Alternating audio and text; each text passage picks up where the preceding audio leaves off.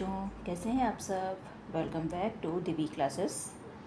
और आज हम करने वाले हैं क्लास 3 की बुक संतूर का चैप्टर 9 जो है प्रकृति पर्व। प्रकृति पर्व माने प्रकृति के त्यौहार। पर्व मीन्स त्यौहार। इसका नाम है फूलदेई। फूलदेई नाम का त्यौहार है और ये प्रकृति से संबंधित है, तो इसके बारे में हम ये पाठ पढ़ेंगे। चलिए पढ़ते हैं इस पाठ को। क्या है इस पाठ में। जानकी बहुत ही प्रसन्न है।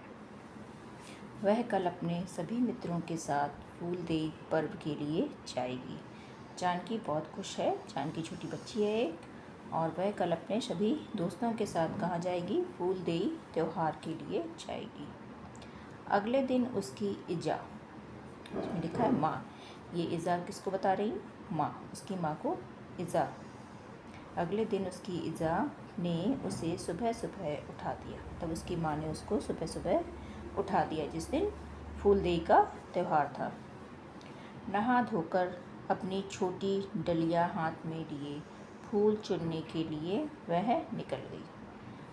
बच्ची है ना, तो ये क्या है, देखो बच्चे ये डलिया में लेकर फूल चुनने के लिए जा रहे हैं। छोटी छोटी डलिया लेकर सारे बच्चे कहाँ जा रहे हैं? फूल चुनने के लिए जा रहे हैं। आंगन में पहुंचते ही उसने हेमा, गीता, राधा, वीर, गोविंद और मनोज को पुकारा। कौन है ये सब? उसके मित्रों के साथ जा रही थी ना, उसने सारे मित्रों को पुकारा। सब हाथ में छोटी छोटी डलिया लेकर जंगल की ओर निकल पड़े। अब फूल चुनने कहाँ गए? ये सब जंगल गए। सारे बच्चों ने हाथों में डलिया ली है और जंगल की तरफ चले गए। फूलदेई उत्तराखंड का एक प्रसिद्ध त्यौहार है। उत्तराखंड पता है आप? उत्तराखंड स्टेट राज्य है हमारे उत्तर प्रदेश राज्य के पास में ही, और वहाँ का ये एक प्रसिद्ध त्यौहार है। ये उत्तर प्रदेश में नहीं, ये सिर्फ उत्तराखंड में मनाया जाता है। यह त्यौहार बच्चों द्वारा मनाया जाता है। ये बच्चे बनाते हैं इस त्यौहार को, इसलिए इसे बाल पर्व भी कहा जाता है। बाल पर्व माने बच्चों का त्यौहार। यह चैत्र मास की संक्रांति के दिन मनाया जाता है।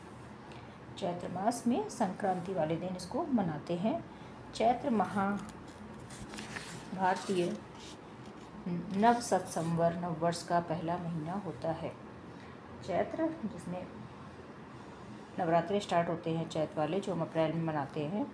और हिंदी के त्यौहार, चैत्र हिंदी के महीने का नाम है ना, और भारत में जो हिंदी का महीना है पहला वो चैत्र है, और उसमें नव संवत्सर नववर्ष का पहला महीना होता है।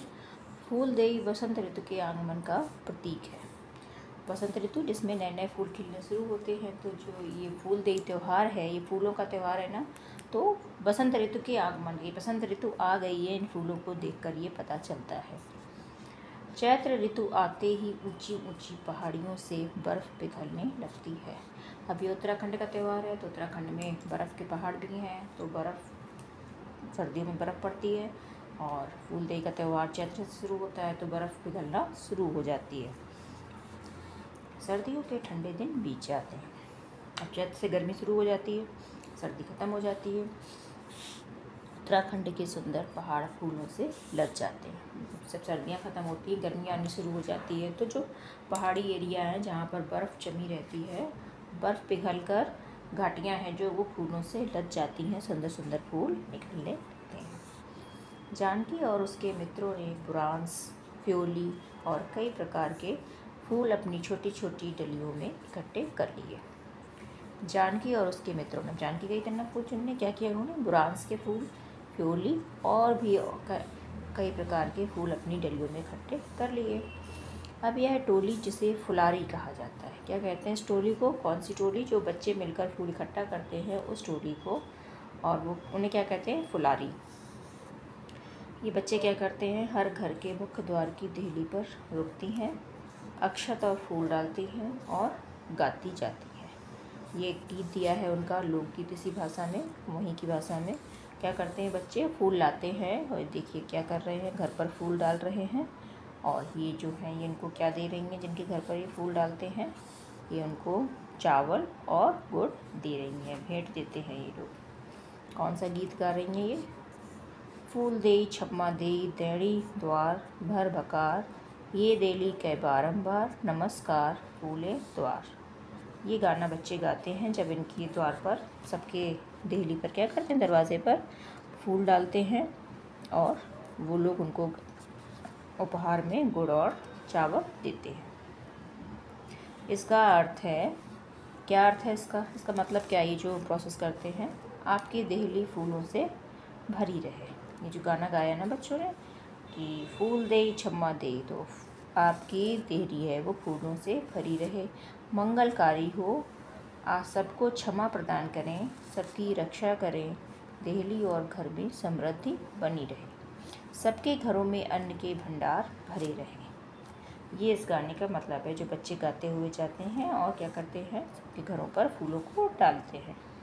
सभी घरों में फुलारी के आने की तैयारी की जाती है। अब पता है सबको, त्यौहार मनाते बच्चे आएंगे तो सब लोग क्या करते हैं, अपने घरों में तैयारियां करते हैं उन बच्चों को आने की। घरों को पूर्णतः स्वच्छ करके देहली को गोबर मिट्टी से लीप कर तैयार किया जाता है। त्यौहार है ना, तो क्या करते हैं, पूरे घर को सफाई करते हैं और उस देहली जो दरवाज़ा होता है उसके पास जो एरिया होता है उसको गोबर और मिट्टी से उसको लीपते हैं, तैयार करते हैं। फुलारी जब गाकर अपना आशीर्वाद देते हैं तो हर घर से उन्हें चावल, गुड़ और भेंट के रूप में पैसे दिए जाते हैं। ये गाना गाते हैं बच्चे, तो बाकी जिनके घर में गाना गाते हैं तो वो लोग उनको उपहार में क्या क्या देते हैं, चावल, गुड़ और भेंट के रूप में पैसे भी वो लोग देते हैं। जानकी और सभी मित्र दिन भर देहली पूजकर थक गए, पर वे बहुत प्रसन्न थे। अब बच्चे थक गए, सभी के घरों में जा रहे थे, लेकिन खुश बहुत थे क्योंकि उनको उपहार मिले। इस तरह फूलदेई का त्यौहार उत्तराखंड के अलग अलग क्षेत्रों में 8 दिनों से लेकर महीने भर तक चलता है। ये त्यौहार 8 दिन से लेकर महीने भर तक मनाया जाता है। बच्चों द्वारा एकत्रित किए गए चावल और गुड़ को मिलाकर बच्चों के लिए हलवा, छोई या साई व पापड़ी जैसे अन्य स्थानीय व्यंजन बनाए जाते हैं। ये व्यंजन क्या है, ये वहीं पर व्यंजन बनते हैं, उत्तराखंड के व्यंजन है। तो बच्चे जो गाजर, वो गुड़ और वो लेकर आते हैं चावल, उसको मिलाकर बच्चों के लिए नए नए व्यंजन बनाए जाते हैं। कौन से व्यंजन है, हलवा, छोई, साई और पापड़ी जैसे व्यंजन बनाए जाते हैं। व्यंजन बनाने के लिए जमा पैसों से ही घी या तेल खरीदा जाता है। अब जो पैसे भी मिलते हैं उनको साथ में, तो उस पैसे से घी या तेल खरीदते हैं, तभी तो हलवा बनेगा, तो वो खरीदा जाता है। व्यंजन को सब एकत्रित होकर और मिलकर खाते हैं। फूलदेई बच्चों को बचपन से ही प्रकृति प्रेम और सामाजिक सद्भाव की सीख देने का पर्व है। फूलदेई में क्या है, फूल लाते हैं ना, तो बच्चे जाते हैं तो बच्चों को प्रकृति की इम्पोर्टेंस, उसकी महत्व और सामाजिक, सबके घरों में जाते हैं, सबके लिए मंगल कामना करते हैं। तो ये सब सद्भाव सीख देने का एक पर्व है, बच्चे भी ये सब चीज़ें सीखें। यह त्यौहार लोकगीतों, मान्यताओं और परंपराओं से जुड़ने का एक अच्छा अवसर है। अच्छा अवसर है ना, कि बच्चों को समझ में आता है, लोकगीत भी बच्चे गाते हैं और मान्यता है, ये परंपरा है उनके वहाँ की, राज्य की, तो सारे बच्चे मिलकर इसको मनाते हैं और बच्चे सीखते हैं और बच्चों को आनंद भी आता है। यह प्रकृति तथा संस्कृति से जुड़े रहने की प्रेरणा भी देता है। उनके बच्चे बड़े होकर मनाते हैं, ये बच्चों का त्यौहार है, तो बच्चे छोटे से ही इन सब चीज़ों के बारे में जानते हैं, अपने त्योहारों के बारे में, अपने लोकगीतों के बारे में, अपनी परंपराओं के बारे में बच्चे सीखते हैं। तो बहुत अच्छा त्यौहार है ये इनका। चलिए पढ़ते हैं इसके क्वेश्चन आंसर। क्या है इनके क्वेश्चंस। बातचीत के लिए त्यौहार क्यों मनाए जाते हैं। अब त्योहारों को मनाने का कारण क्या है। त्यौहार हमारे यहाँ भी मनाए जाते हैं, हम क्यों त्यौहार मनाते हैं। त्यौहार मनाने, हर त्यौहार को मनाने के पीछे का एक कारण होता है। क्या कारण होता है। अब इनका जो त्यौहार था, इसके पीछे का क्या कारण है कि उनको, बच्चों को प्रकृति से जुड़ा रहना सिखाने के लिए ये त्यौहार मनाए जाते हैं।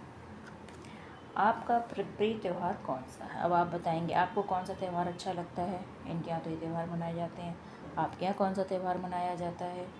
आप अपना प्रिय त्यौहार कैसे मनाते हैं, और आप अपना प्रिय त्यौहार जो आपको सबसे अच्छा लगता है त्यौहार, वो उसको आप कैसे मनाते हो। वसंत ऋतु के आगमन पर भारत में मनाए जाने वाले त्यौहार कौन कौन से हैं। आप बताइए कौन कौन से त्यौहार हैं जो बसंत ऋतु के आने पर मनाए जाते हैं। हमारे यहाँ बसंत पंचमी मनाते हैं हम। उत्तराखंड के कुमाऊं क्षेत्र में माँ को इजा कहकर पुकारते हैं। आप अपनी माँ को क्या कहकर पुकारते हैं। उसने जानकी की माँ को क्या कहा है, इजा। तो वहाँ पर माँ को ईज़ा कहते हैं। आप अपनी माँ को क्या कहकर पुकारते हैं, आप बताएंगे। अगला है क्वेश्चन, सोचिए और लिखिए। फुलारी किसे कहते हैं? तो किसे कहते हैं फुलारी? बच्चों की जो टोली होती है, जो फूल चुनने जाती है, उसी को हम क्या कहते हैं? फुलारी कहते हैं। फुलारी को मिले चावल और गुड़ से क्या क्या बनाया जाता है? क्या बनाते हैं? हलवा, छोई, पापड़ी, साई, ये चीज़ें बनाई जाती हैं। फूलदेई को बाल पर्व क्यों कहा जाता है? बताइए क्यों कहा जाता है? क्योंकि फूलदेई त्यौहार बच्चों के द्वारा मनाया जाता है, इसलिए इसको हम बाल पर्व कहते हैं। फूलदेई पर्व बच्चों को प्रकृति से कैसे जोड़ता है? कैसे जोड़ता है बताइए। बच्चे प्रकृति का महत्व जानते हैं, जाते हैं, फूलों को चुनते हैं, फूलों को लाते हैं, डालते हैं, उन सबके तो फूलों से जुड़ते हैं ना, जाके प्रकृति में जाते हैं, इसलिए ये त्यौहार क्या है? बच्चों को प्रकृति से जोड़ता है और बच्चों के द्वारा ही मनाया जाता है, तो बच्चे ही सारे ये काम करते हैं। अब भाषा की बात देखते हैं, इसमें क्या नई भाषा हमको सीखने को मिली है। अब ये क्या है देखो, ऊपर दिए गए चित्र में शिक्षक पूजा से प्रश्न पूछ रहे हैं। क्या प्रश्न पूछा है? तुम कौन हो? पूजा उत्तर दे रही है, मैं पूजा हूँ। पूजा उत्तर देते हुए अपने और अपने मित्रों के बारे में बता रही है। इन दोनों उदाहरणों में पूर्ण विराम, अल्प विराम और प्रश्नवाचक चिन्ह का प्रयोग किया गया है। देखिए, अब टीचर ने प्रश्न पूछा तुम कौन हो, तो यहाँ पर ये लग गया निशान, यह है क्या है? प्रश्नवाचक। इसने उत्तर दिया मैं पूजा हूँ, ये क्या है? पूर्ण विराम। मेरे साथ मेरे मित्र अंजलि, ये देखिए ये क्या है? अल्प विराम। मयंक और निखिल है, ये पूर्ण विराम आ गया फिर से। फिर प्रश्न अब हमें क्या करना है? नीचे दिए गए वाक्यों में इन विराम चिन्हों का उपयोग कर वाक्य ठीक कीजिए। गरिमा को फल खाना बहुत पसंद है। वह अपने मित्र गौरव, दीपक, ममता और नवजोत को भी फल खाने की सलाह देती है। क्या आपको भी फल खाना पसंद है? इसमें क्या करना है? हमको इन्हीं विराम चिन्हों का प्रयोग करना है। तो पहला वाक्य क्या है? गरिमा को फल खाना बहुत पसंद है। ये बिल्कुल सिंपल वाक्य है ना, तो यहाँ पर हम क्या लगाएंगे? पूर्ण विराम। वह अपने मित्र गौरव, यहाँ पे क्या लगाएंगे? अल्प विराम। दीपक, फिर से अल्प विराम लगाएंगे। ममता और नवजोत को भी फल खाने की सलाह देती है, यहाँ पर भी हम क्या लगाएंगे? पूर्ण विराम। अब ये देखिए क्या आ गया, तो ये प्रश्न शुरू हो गया, क्या आपको भी फल खाना पसंद है? तो यहाँ पर हम क्या लगाएंगे? प्रश्नवाचक चिन्ह, यहाँ पर प्रश्नवाचक चिन्ह लगेगा। अगला है पता कीजिए। अब क्या पता करना है?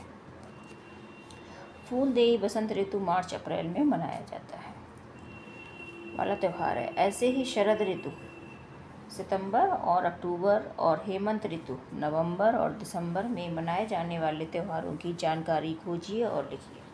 अब ये तो बता दिया उन्होंने, सितंबर अक्टूबर में कौन सा त्यौहार मनाते हैं? देखो दशहरा मनाते हैं ना, नवरात्रि भी मनाते हैं हम सितंबर अक्टूबर में। और क्या है? हेमंत ऋतु नवंबर और दिसंबर में क्या मनाते हैं? दिवाली आती है, छठ पूजा मनाई जाती है, और क्या बनाते हैं? और भी बहुत सारे त्यौहार हैं जो हमारे पढ़ते रहते हैं, उन त्यौहारों को मनाते हैं। तो आप क्या कौन से त्यौहार मनाए जाते हैं इस ऋतु में, वो आपको यहाँ पर लिखना है। हमारे अवकाश, आपके विद्यालय में मिलने वाले अवकाशों की जानकारी प्राप्त कीजिए। अवकाश क्या होता है? छुट्टी। और ऋतुओं के आधार पर नीचे दिए गई तालिका में लिखिए। अवकाश कब से कब तक और कितने दिनों तक?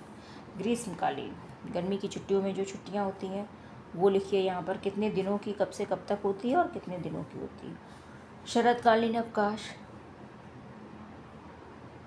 शरद काल में जो अवकाश होते हैं वो लिखना है आपको, कब से कब तक और कितने दिनों तक। और शीतकालीन विंटर वेकेशन में लिखना है आपको, कितने अवकाश होता है और कितने दिनों का होता है, वो लिखना है। चलिए आइए अपना घर सजाएं। अब घर सजाना है आपको, क्या करना है? फूलदेई के दिन घरों को स्वच्छ करके मुख्य द्वार की देहली को गोबर मिट्टी से लीप कर तैयार किया जाता है। आप अपने घर को त्योहारों को सजाने के लिए किन किन वस्तुओं का प्रयोग करते हैं? फूलदेई के दिन वो लोग तो अपना घर गोबर और मिट्टी से लीप कर तैयार करते हैं। आप अपने घर को कैसे सजाते हैं, कैसे तैयार करते हैं, वो आपको यहाँ पर लिखना है। मेरी कलाकारी, अब आपको कलाकारी करनी है, एक्टिविटी क्या करनी है? फूल, आम और अशोक के पत्तों से या अन्य किसी भी वस्तु का उपयोग करके आपको क्या करना है? तोरण बनानी है। ये देखिए तोरण क्या होती है? ये दरवाजे पर लगाते हैं, ये जब हमारे घरों में त्यौहार होते हैं, शुभ काम होता है, कोई पूजा पाठ होती है, तो ये तोरण बनाकर लगाई जाती है। इसमें देखिए डिज़ाइन दी है, एक फूल, फिर एक पत्ता, फिर एक फूल, फिर एक पत्ता, ऐसे करके हम डिज़ाइन बनाते हैं। ये देखिए, ये बना के आपको लगानी है, एक्टिविटी करनी है। अगला प्रश्न क्या है? कल्पना कीजिए, अब कल्पना करनी है। मधु रानी एक दिन उद्यान में गई। उद्यान माने बगीचा। वह बहुत प्रसन्न थी। वहाँ उसे मिली सूरजमुखी बहन और सूरज मामा। ये देखो आ गई ना मधु रानी माने हनी बी, मधुमक्खी, और ये हैं सूरज मामा और ये रहे सूरजमुखी बहन है। ठीक है, सोच कर लिखिए वे तीनों आपस में क्या बातचीत कर रहे होंगे। अब ये तीनों मिले तो तीनों क्या बातचीत कर रहे होंगे, ये आपको सोचना है और लिखना है। पहले मिलेंगे तो क्या करेंगे, हालचाल पूछेंगे एक दूसरे का, एक दूसरे के बारे में बताएंगे, तो वही आपको अपनी भाषा में यहाँ पर लिखना है। आइए जानें, अब ये जानकारी मिल रही है हमको। बुरांस के फूल लाल रंग के होते हैं। ये है बुरांस के फूल, देखिए आप, जो गर्मी के मौसम में आते हैं। ये देखने में बहुत सुंदर लगते हैं। इनका उपयोग दवाई बनाने के लिए किया जाता है। ये मेडिसिन भी बनाते हैं इससे, और यह हिमालयी राज्यों में बड़ी संख्या में पाया जाने वाला वृक्ष है।